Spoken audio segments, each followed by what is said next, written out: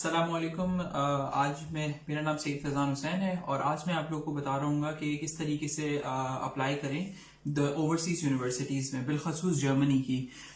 ये थोड़ी तवील वीडियो होगी, तो आज मैं आपको एजेंडा डिस्कस कर दूं कि आज मैं आपसे क्या क्या बात कर रहा हूँ। तो सबसे पहले मैं आपसे बता रहा हूँ कि बाहर पढ़ें क्यों। सबसे पहला सवाल तो ये आता है, और फिर दूसरा ये आता है कि किधर किधर अप्लाई करना है आपने, और प्रोसीजर क्या है एप्लीकेशन का, और स्कॉलरशिप का क्या सिनेरियो है। सो इससे यही आज के टॉपिक्स हैं, और इसी इसी सीक्वेंस के अंदर हम लोग चलेंगे। इस पूरी वीडियो को देखें ताकि आपको ज्यादा क्लियर एक इमेज मिल जाए, पता चल जाए। मुझे बहुत सारे लोगों ने, मैंने बार्डन यूडनबर्ग के सिलसिले में एक पोस्ट डाली थी कुछ हफ्ता पहले, और उस पर मुझे बहुत अच्छा रिस्पांस आया बहुत सारे लोगों का।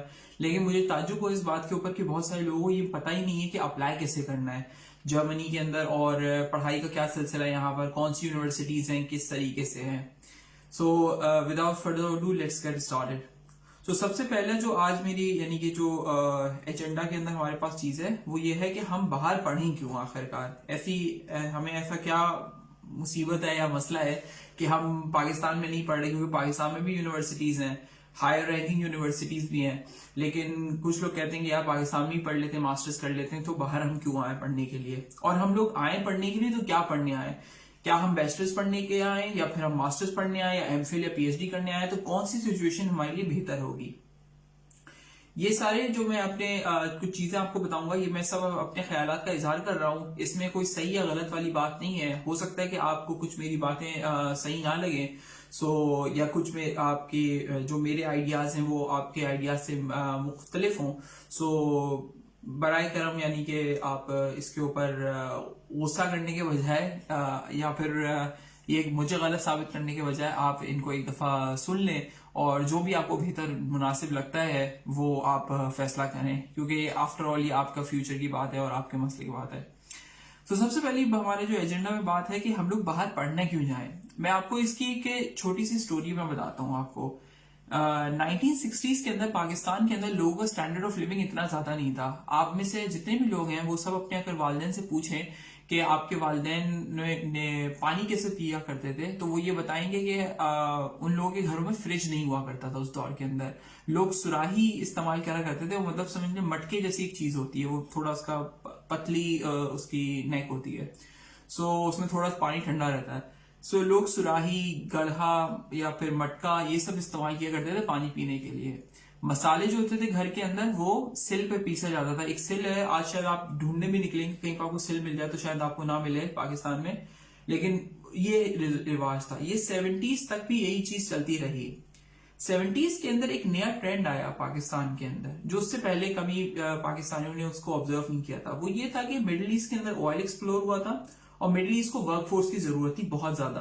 तो 70s मतलब अर्ली 70s से लेकर आपकी 80s तक बहुत ज्यादा तेजी से इन्फ्लक्स, और ये 90s के अंदर भी ये चीज जारी रही है कि बहुत बड़ी तादाद के अंदर पाकिस्तानी जो वर्किंग क्लास के लोग थे, वैसे तो 60s के अंदर भी जो पाकिस्तान की अपर मिडिल क्लास के लोग थे, जो इंडस्ट्रियलिस्ट थे या फिर जो जिनके पास पैसे होते थे, वो तो जाते थे बाहर, ट्रैवल करते थे। वो यूके जाते थे, बरतानिया जाते थे, अमेरिका जाते थे, दूसरे बहुत ममालिकों में जाया करते थे। लेकिन जो वर्किंग क्लास थी, जो सही चेंज पाकिस्तान में जो आपकी अपवर्ड मोबिलिटी हुई, आपकी एक लो क्लास से लोग हाई क्लास या मिडिल क्लास में आए, और मिडिल क्लास से लोग अपर मिडिल क्लास के अंदर गए, ये उस वक्त हुआ जब बहुत बड़ी तादाद के अंदर तो पाकिस्तान से लोग निकल के मिडिल ईस्ट की तरफ उन्होंने रुख किया और वहां पर जाके जॉब हासिल करने लगी। मैं अपने खानदान की अगर मैं बात बताऊं तो मेरी वालदा मुझे बताया करती हैं कि जब मेरे मामू पहली दफा कोई एटीसी की दौर के अंदर जब वो सऊदीया गए काम करने के लिए, तो जब वो वापस आए पहली दफा, तो अपने साथ एक फूड प्रोसेसिंग मशीन लेकर आए, जिसको आप आज चॉपर ब्लेंडर आप कह लें।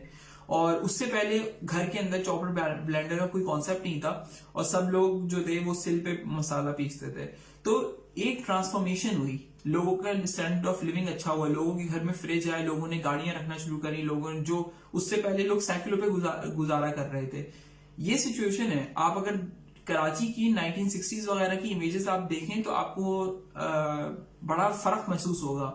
और कुछ लोग समझेंगे कि यार टेक्नोलॉजी की ट्रांसफॉर्मेशन भी हुई। देखिए टेक्नोलॉजी की ट्रांसफॉर्मेशन भी है, इसके अंदर बहुत बड़ा कंट्रीब्यूटिंग फैक्टर है, लेकिन सबसे बड़ा कंट्रीब्यूटिंग फैक्टर ये है कि लोगों के स्टैंडर्ड ऑफ लिविंग बेहतर होने का वजह ये थी कि लोगों के पास पैसे आने लगे, और ऑफशोर लोग ओवरसीज, जैसे घर में से कोई एक बंदा चला जाता था बाहर और वो पैसे भेजता था इस तरीके से। सो ये एक सबसे एक ऑब्वियस सा रीजन है लोग पाकिस्तान से बाहर निकलना चाहते हैं। और लोग ज्यादातर लोगों को पता होता है कि भाई हमें फाइनेंशियल स्टेबिलिटी मिलेगी, हम अच्छी जगह नौकरी कर सकेंगे, ये वजूहत होती हैं। दूसरा एक पर्सपेक्टिव अगर हम नेशनली भी देखें, कुछ लोग ये समझते हैं कि हम अगर पाकिस्तान से सारे लोग बाहर चले जाएंगे। अच्छा, ये चीजें क्लियर होना बहुत जरूरी है क्योंकि आपको डिसाइड करने में आसानी होगी। क्योंकि मैं बहुत ज्यादा लोगों को ये देखता हूँ कि वो डीमोटिवेट हो जाते हैं और वो बोलते हैं कि नहीं यार हम पाकिस्तान में खुश हैं और ठीक है, जो भी मुश्किलात परेशानियां हो पाकिस्तान में ही हम रह के बैठते हैं। इस वक्त पूरी दुनिया के अंदर ना चाइनीज अब चाइना में आपको नजर आएंगे, ना आपको इंडियन इंडिया के अंदर नजर आएंगे, ना बांग्लादेशी बांग्लादेश में नजर आएंगे, अमेरिकन अमेरिका में नजर आएंगे। दुनिया ग्लोबलाइज्ड हो चुकी है। इस दुनिया के अंदर आज के वक्त के अंदर लोग ट्रैवल कर रहे हैं, लोग ज्यादा से ज्यादा दूर दूर ट्रैवल कर रहे हैं। और मतलब लोग अब एक आप समझ लीजिए खाना बदोशी टाइप की जिंदगी गुजार रहे हैं कि जिसके अंदर किसी का कोई फिक्स जगह नहीं है। इनफैक्ट इवन कंट्रीज के अंदर भी, जैसे पाकिस्तान में तो यही है कि आप ये जैसे वालिद होंगे, अगर वो कराची में पैदा हुए तो उन्होंने कराची में ही सारी जिंदगी गुजारी और नौकरी भी कराची में ही करी और रिटायर भी कराची में हुए, ऐसा भी है। लेकिन आजकल के दौर के अंदर जो मिलेनियल जो जनरेशन है हमारी, वो पैदा कहीं पर भी हो, पढ़ाई कहीं और करती है, नौकरी कहीं और करती है। इनफैक्ट मैं जर्मनी के अंदर भी बहुत सारे ऐसे लोगों से मिलता हूं जो यही कहते हैं कि हर कोई बहुत ही कभी कभार ही ऐसा नादो शादिरी आपको ऐसा कभी वाकया मिलता है कि कोई शख्स बोले कि यार मैं इसी शहर में पैदा हुआ था। ज्यादातर लोग यही कहते हैं कि यार हम किसी और शहर में पैदा हुए थे या किसी और मुल्क में पैदा हुए थे और हम यहाँ पर आ गए और अब हम नौकरी करने के लिए शायद किसी और शहर चले जाएं। लोग बहुत ज्यादा मूव कर रहे हैं पूरी यूरोपियन यूनियन के अंदर, अमेरिका के अंदर, पूरी दुनिया के अंदर। कोई भी अपने घर के अंदर बैठ के अपने मुल्क पे नहीं बैठा हुआ। ये एक चीज है, अगर आप प्रोग्रेस करना चाहते हैं वाकई में आज की दुनिया में 21वीं सदी में, तो आपको अपने घर से बाहर निकलना पड़ेगा। आपको पाकिस्तान से बाहर निकलना पड़ेगा और फिर आपने एक्सप्लोर करना पड़ेगा कि क्या क्या अपॉर्चुनिटीज हैं आपके पास। अगर आप पाकिस्तान में बैठ के ये सोचते रहेंगे यार मुझे अपॉर्चुनिटी मिल जाए या हुकूमत कुछ कर ले, तो ना हुकूमत ने कुछ करना है, ठीक है, आपने अपना काम खुद करना है और आप खुद एक्सप्लोर करें जो अपॉर्चुनिटीज हैं।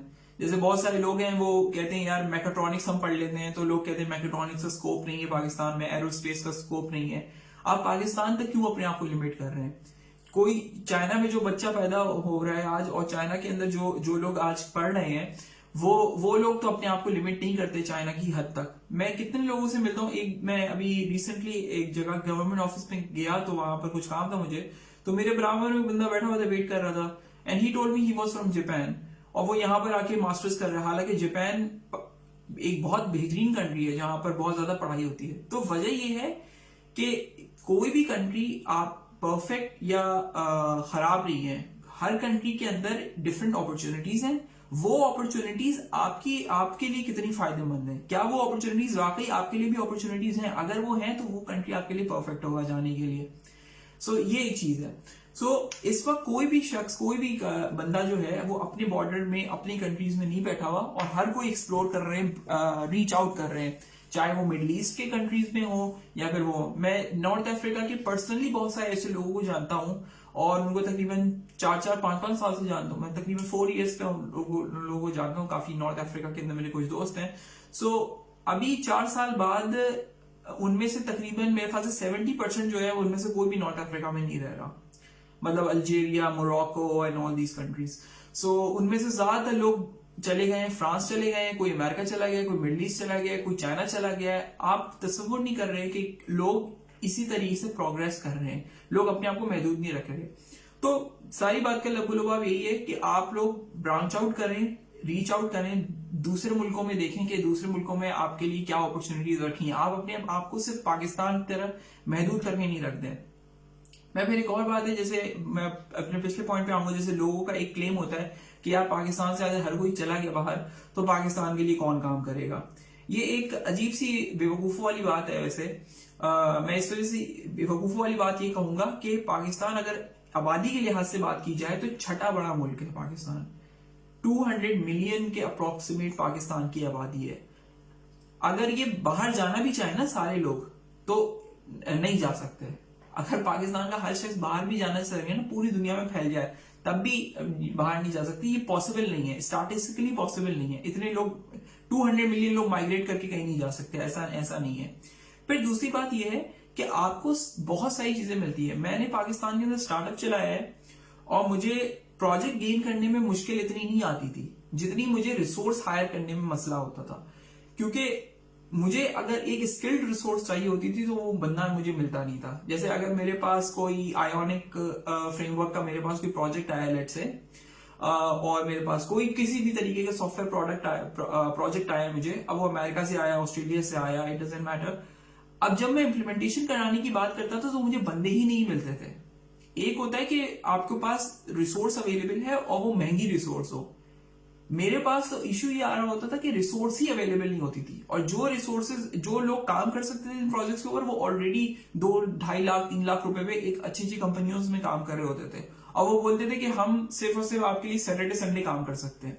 So it doesn't work like that. So Pakistan के अंदर जो सबसे बड़ा प्रॉब्लम अभी है वो है स्किल सेट का। आपकी आबादी हमारी माशाल्लाह से बहुत ज्यादा है, हमारे पास यूनिवर्सिटीज भी सब कुछ है, लेकिन यूनिवर्सिटीज से कचरा पैदा कर रही है। जैसे गार्बेज इन गार्बेज आउट वाली सिचुएशन है कि कोई चेक एंड बैलेंस नहीं है आपका। कुछ यूनिवर्सिटीज का अच्छा हिसाब है, जैसे GIK है, नस्ट है। कुछ यूनिवर्सिटीज हैं जो अच्छी टॉप की यूनिवर्सिटीज हैं, यहाँ पर अच्छे स्किलफुल बंदे निकल रहे हैं। कराची यूनिवर्सिटी से काफी स्किलफुल डेवलपर निकल रहे हैं, लेकिन प्रॉब्लम ये आ जाता है कि एज जर्नली स्किल सेट नहीं है। इंजीनियर्स आज बेकार बैठे हुए हैं। लोग कहते हैं हमारी जॉब नहीं मिल रही, हम सिविल इंजीनियरिंग करी हुई, हमने ये करा हुआ, हमने वो किया हुआ है। देखिए, आप अपनी डिग्री को नहीं देखें सिर्फ। आपकी degree, the moment you enter to a interview call, you get a interview call, आपकी डिग्री फेल है। उसके बाद आपको इंटरव्यू कॉल आ जाएगी एट मोस्ट एक डिग्री के बलबूते के ऊपर, because it's a criteria, right. और फिर आपने जब वो एलिजिबिलिटी क्राइटेरिया पूरा कर दिया इंटरव्यू के लिए, now in the interview hall you have to present your skill set. इसी वजह से मैं लोगों को बोलता हूँ अपना पोर्टफोलियो बनाएं, अपना सॉफ्टवेयर, अगर आप सॉफ्टवेयर डेवलपर हैं, आप कंप्यूटर साइंसेस से ताल्लुक रखते हैं, अपना गिटहब पे रिपोजिटरी बनाया, पोर्टफोलियो बनाया, प्रोजेक्ट्स बनाए, ताकि इट शोज समथिंग कि योर ए फ्यूचर एम्प्लॉयर, कि आपको कुछ काम आता है। विदाउट उसके अगर आप चाहेंगे आपको नौकरी मिल जाए तो आपको नौकरी कहीं पे भी नहीं मिल सकती, ना पाकिस्तान में मिलेगी ना कहीं पे भी मिलेगी। स्किल सेट डेवलप करने की बात है, क्योंकि यूनिवर्सिटीज का जो हिसाब किताब है, यूनिवर्सिटी थियोरेटिकल नॉलेज को ज्यादा पजीराई देती है, और वो ये चाहती है कि आप थ्योरी के अंदर बड़े चैंपियन बन जाए, वो आपको स्किल नहीं सिखाएगी। स्किल सिखाने के लिए डिफरेंट चीजें, जितनी भी बड़ी दुनिया की कंट्रीज हैं, जैसे चाइना है, जर्मनी है, जापान है, कोरिया है, यहाँ पर टेक्निकल यूनिवर्सिटीज का एक कॉन्सेप्ट है, और यूनिवर्सिटी ऑफ अप्लाइड साइंसेज का कॉन्सेप्ट है। वो ये है कि लोगों को स्किल सेट सिखाया जाए, स्टूडेंट्स को स्किल सेट सिखाया जाए, ना कि सिर्फ थ्योरी सिखाई जाए, ताकि वो वर्क फोर्स का हिस्सा बन सके। पाकिस्तान में ये सिस्टम नहीं है। पाकिस्तान में हर यूनिवर्सिटी है, वहां पर सिर्फ थ्योरी पढ़ाई जा रही है और प्रैक्टिकल एप्लीकेशन नहीं है। प्रैक्टिकल एप्लीकेशन और जो भी पढ़ाई पढ़े उसका यूज केस अगर आप निकाल लें, और अगर उसकी आपके पास स्किल है, तो आपको पाकिस्तान में भी और दुनिया में जहां में भी आपको नौकरी मिल सकती है। ये चीज है। सो एक तो मैंने आपको चीज बताई कि आपने यही बात है कि आप अगर पाकिस्तान से बाहर चलना चाहते हैं तो देखिए, स्किल सेट आपको डाइवर्स स्किल सेट सीखेंगे। बहुत मरतबा ये होता है, जैसे जब लोग ट्रैवल करते हैं, और जैसे जब लोग ट्रैवल करते हैं तो उस ट्रैवल के दौरान भी लोग बहुत चीजें सीखते हैं। आप हो सकता है कि आप एक डाइवर्स इन्वायरमेंट में जब पढ़ेंगे, आप जैसे लेट्स से एक स्क्रिप्ट लिख रहे हैं, आप अपनी पाइथन की स्क्रिप्ट लेट्स से लिख रहे हैं, मैं अपनी फील्ड से रिलेटेड आपको बताता हूँ। सो अब पाइथन की आप स्क्रिप्ट लिख रहे हैं, नाउ यू नो इट के यार ये इस तरीके से मैं सब रूटीन ऐसे लिख रहा हूँ लेट्स से, और दूसरा बंदा जो है, जो लेट्स से अमेरिका से है, वो थोड़ा डिफरेंट अंदाज से लिख रहा है। तो आप जब साथ में बैठ के काम करेंगे, सीखेंगे, तो आप एक दूसरे से बहुत ज्यादा सीखते हैं। ये चीज आप पाकिस्तान में नहीं कर सकते अनफॉर्चुनेटली, क्योंकि मसला ये, पाकिस्तान के अंदर सिर्फ आपको पाकिस्तानी स्टूडेंट ही नजर आएंगे जो एक ही माइंडसेट है, एक ही तरीके से आए हुए, या तो वो कैम्ब्रिज सिस्टम या ओ लेवल सिस्टम से आए हुए, या फिर मैट्रिकुलेशन सिस्टम से आए हुए, वो एक ही एजुकेशन सिस्टम से ही बिलोंग करते हैं। तो वहां पर डाइवर्सिफिकेशन नहीं है, इसी वजह से वो क्वालिटी आप नहीं बना सकते, और आप चीजें वो नहीं सीख सकते जो जर्मनी में या किसी भी ऐसे कंट्री के अंदर जहां पर बहुत सारे ममालिक से लोग आकर इकट्ठा होकर काम कर रहे हो और सीख रहे हो। तो वहां पर आपको ज्यादा मौके हैं चीजें सीखने का, स्किल सेट अपना डेवलप करने का। सो ये एक सबसे बड़ी इंपॉर्टेंट बात है जो हमें ये रियलाइज करनी चाहिए। आप सिर्फ पाकिस्तान में बैठ के ये तस्वर नहीं कर सकते कि यार मैं यहाँ पे बैठ के जो चीज सीखूंगा वो पूरी दुनिया के अंदर वैलिड होगी। आपको ट्रैवल करना पड़ेगा, आपको अपने कंफर्ट जोन छोड़ना पड़ेगा, आप भले उसके बाद दुनिया में कहीं पे भी नौकरी करें, now you need to learn basically. एक हदीस मुबारका भी है, मुझे इसका रेफरेंस नहीं पता, I am sorry about that, जिसका मफहूम कुछ यूं है कि चार मतलब यानी कि आप किताबें पढ़ने से बेहतर है कि आप ट्रैवल करें, मतलब 4 लफ्ज पढ़ने से बेहतर यही है कि आप 4 कदम चल लें। सो यही है जब आप